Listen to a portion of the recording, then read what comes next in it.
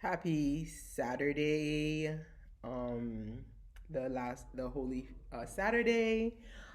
So glad that you guys came to watch this video.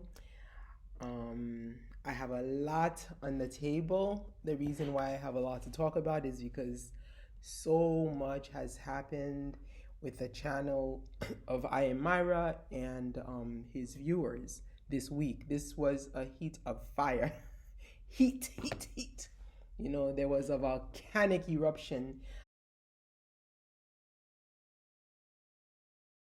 about putting makeup on my lips, lip gloss. Well, I guess the closest I do with makeup on my lips are beets. So here we go. These are not fresh ones because they were cooked, so they don't have the color. But you know, beets, that's my lipstick right there.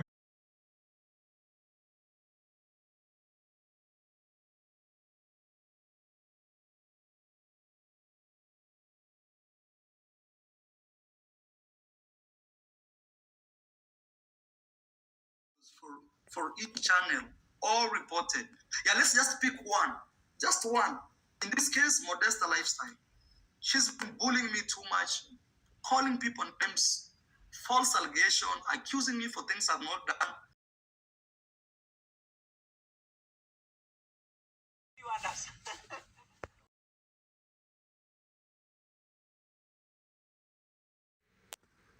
That I saw here that I want us to watch. Things. He doesn't really have to do that, especially now that he's in the United States at a time when we have a surplus of jobs. I mean, the companies are desperate to hire people. Okay, so they need human labor. We have a shortage of human labor. Here I am. I'm supposed to be working. And by the way, shout out to Claudine Etienne. I think that she might be distantly related to me, but shout out to Claudine Etienne. And I don't know this for a fact. I'm just saying based on her name, but.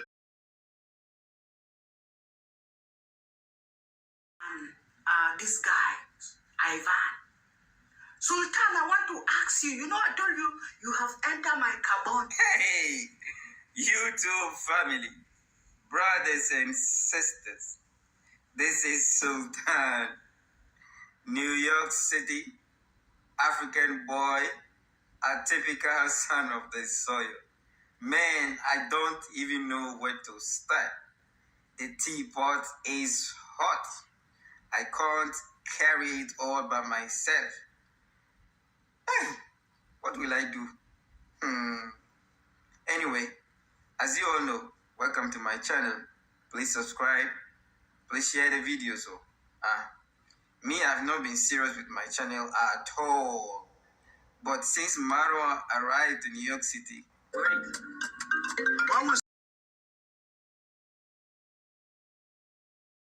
Everybody, welcome back to this channel.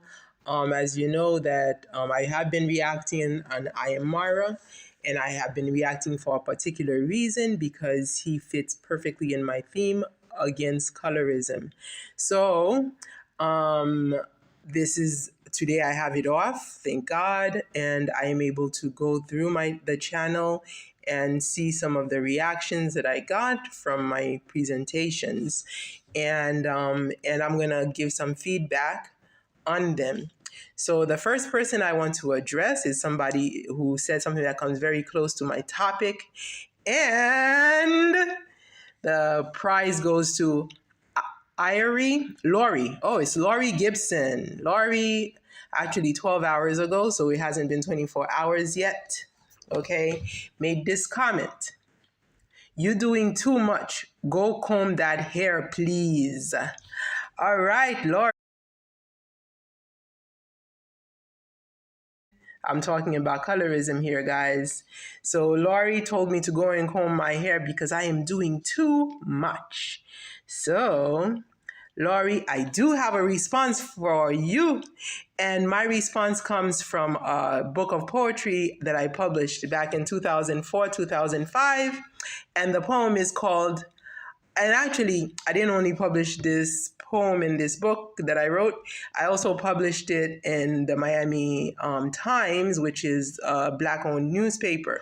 And it is called My Nappy Kinks, My Nappy Coarse Hair. All right, I'll tell you about combing my hair, Lori. You can come and comment back about my hair, my Black woman's hair. They say that hair is a woman's beauty, and that must be why they call me ugly, and that why you are telling me to go and comb my hair. My hair is short and nappy, coarse, qualities which many have not hesitated in telling me are hideous, or need to be combed or tamed with chemicals like permanents, okay? My mom used to scold me because you see, my mom comes from a lighter skinned people, so she had what you guys call the good hair. My mom used to scold me to clean after myself, like you just scolded me to go and comb my hair because I'm Black, so I'm dirty, and my hair is not combed as a dark-skinned Black woman with coarse, nappy hair that doesn't grow like your European trait people. All right, so my mom used to scold after me to clean after myself. That meant to perm my hair. Because you see, in Haitian culture, when your hair is not permed, that they call you dirty. Okay? So if you are born of, if you have that coarse African hair, and maybe some people who are of African may be offended because they may not be from people, they may not have my traits. Maybe they are the people who are from the northern side, where their hair is silkier or longer. I hear the women of Shad have long hair. Me, genetically, my hair is in its texture for its genetic makeup. So, and it is unaltered by social pressures. Okay, so my mother had she used to say that, I got my hair from my paternal godmother, my paternal grandmother. That's what my mother used to tell me because she was dark skinned, and therefore in the Haitian community, she was looked down upon for that. Okay, so she used to ask me to perm my hair. That would clean me up, so I wouldn't be unclean. Okay, by perming my hair. And I used to dream because I was a child. I didn't know better. That's some of the ways that Black people teach people to hate themselves. And I don't know if I Am Myra, for example, went through that too, which is the reason why he hates himself. So I used to dream as a child that my hair would eventually grow long, like light-skinned women, like the women who are of mixed race, for example, either their hair is long or silky.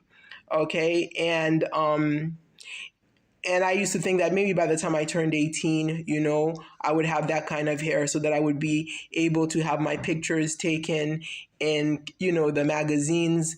And, when you're walking, sometimes you see in the beauty salons, the way that they make money from Black women is to have hair that looks like a white woman's hair.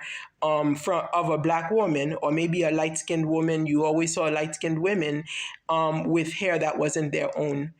And for me, I never really wanted to perm my hair. Unfortunately, because I grew up by a mother who did not like my paternal traits. She did force me to perm my hair maybe around 8 years old, and some kids, they get the opportunity to make that decision when they're a teenager. But me, I remember I was 8 or 9 years old when perm was placed on my hair, and those damage, they eventually damaged my hair. And to this point, my hair still suffers because I did not have, actually, my hair that you want to be combed, it wasn't like this because it used to be thicker and like hard like a rock.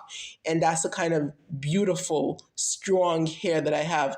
My hair was hard like a rock, just like my spirit, just like my stubbornness. And this is one of the things that I like about IMR, even though he's a racist and he's a colorist, he actually is very stubborn. And one of the reasons why you keep the way that you keep your own ethnicity and you don't destroy yourself is to be stubborn. So my hair was as stubborn as I am, but unfortunately they tamed it with your whitewashing perms. Anyways, so anyway, I was looking up the research of the comb that you referred to. I don't think I was from that my ancestry is from Persia, but I was looking up to see that, the comb, they think it originated in Persia. So as far as my ancestry is concerned, if anybody knows deeper about combs and that of African people, you can let me know about how we ended up using the Persian makeup of a comb. Okay. But as far as my hair, I am very proud of it because of the fact that despite the fact that it has been scorned, believe me, it is scorned as Laurie just scorned it because it needs to be tamed. Tamed like the slaves needed to be tamed like an animal. Okay, so my hair is part of me that will not change, although I have been cajoled to altering it so many times. It has been the one aspect of my heritage that people pointed to as a means of letting me know that my traits were defective and needed correcting. I suppose bleaching my skin would have been too drastic a demand because if they asked me to bleach my skin, I mean, it would be obvious that they're racist, that they're colorist. But the first thing that people point to as to many black women and maybe even black men is their hair, because if you point to their skin, it's a idea that is circulating through our society that people have problems against skin. So they're not going to attack your skin. The first thing they actually do attack is your hair. I suppose bleaching my skin would have been too drastic a demand. The easiest target was my hair. My hair reminds me of many stages of oppression and of my earliest battles to stand for my race. Battles that almost cost me my identity. It reminds me of when I was a child in Haiti, when I was in a family that was not my own, but it was still like my own because because the oldest one, we called her Sese, which is like sister. All right. When Sese used to comb my hair while teasing me, calling me tête pochette. Tête pochette is because I didn't have long hair, but then I was younger, so my hair didn't grow yet. My hair had grown before it was permed. It had grown, and then it went through battles, as it went through social battles. Once it was attacked with the perm, my hair went through social battles because my hair grows when it is in an environment where I am accepted as a human being. And when I'm not accepted, my hair falls. So I already understand my hair. It has a temperament of its own. It is fighting for me. Okay, so let's continue. So Sessa used to call me Tête Bochette because I was like maybe 5'4". My hair had not grown to its full length potential yet. It did grow eventually to its full length potential, but then I said it had to go through some social battles. So this is a warrior. Laurie, my hair is a warrior. So Sessa used to call me Tête Bochette, which meant bald-headed.